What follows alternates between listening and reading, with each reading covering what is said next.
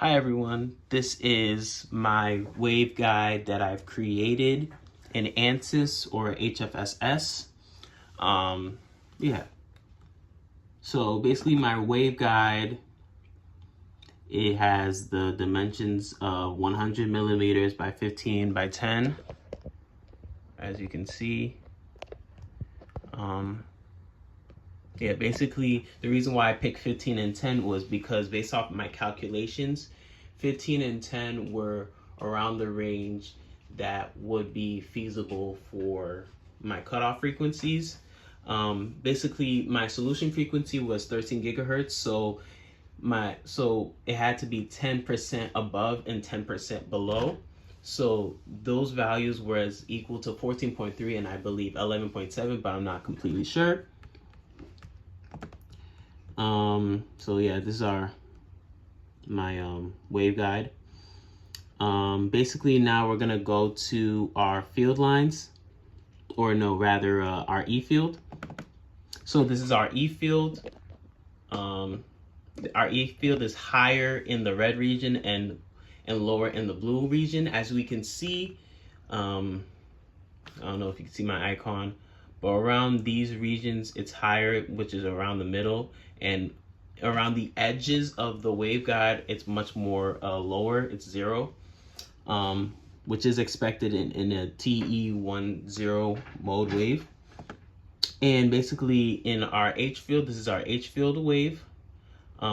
Basically in our H field wave, our mode is much more higher in the red, or our H field is much more higher in the red regions, which is kind of around the corners of our what you call it, our waveguide. Yeah, and now we're going to be looking at our field directions. In our field directions, in our first mode, it's going downward. If you can see that a little bit clearly, yeah, it's going downward.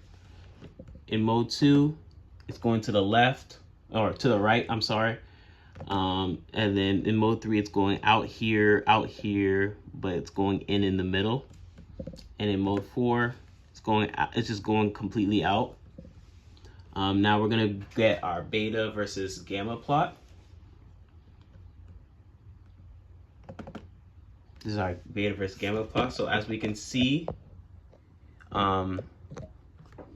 it starts at 0 around 9.5 gigahertz, which is around our 10% frequency.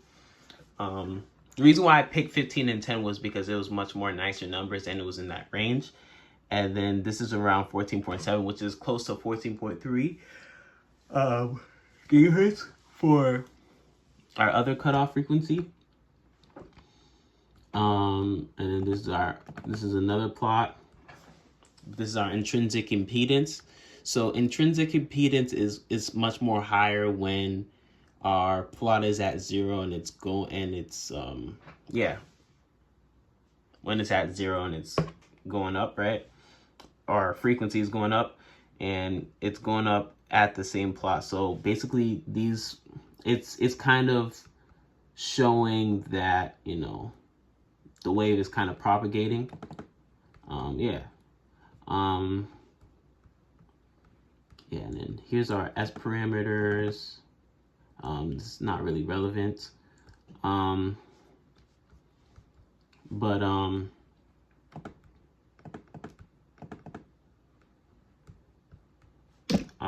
will also plot the fields here. Yeah, so this is the E field. So you can see it's red in the middle. And then I'm going to plot the H field.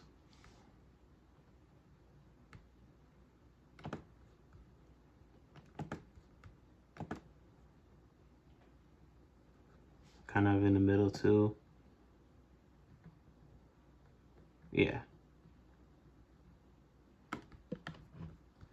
Now I'm gonna see if I can get a holistic view of the object as a whole.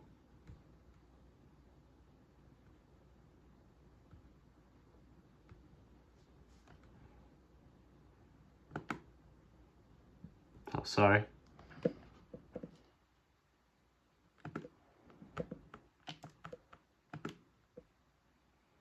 Yep. It's our E field.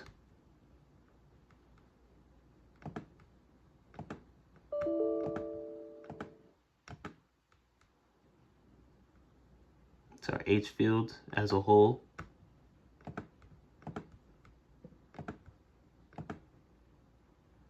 See, it's in the outside a little bit.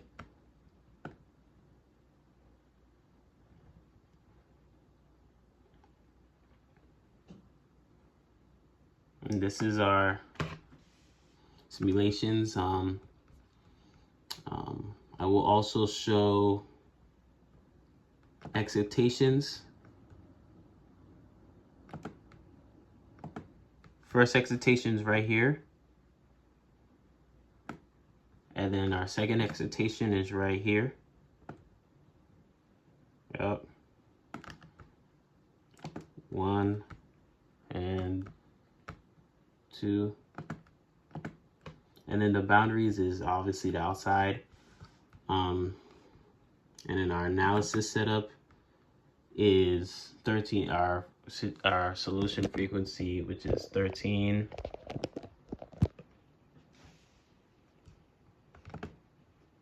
Gigahertz. All right, and yeah, it's all the graph. And I'll just do a quick analysis, or I'll do a quick results, or rather I'll just validate the check, and this should be able to load up when we click the analyze all. I'm not gonna do that because it will take a little long, and then I'm just do a real quick solution or report. All right, we're gonna just do epsilon, new report. And this is our epsilon plot.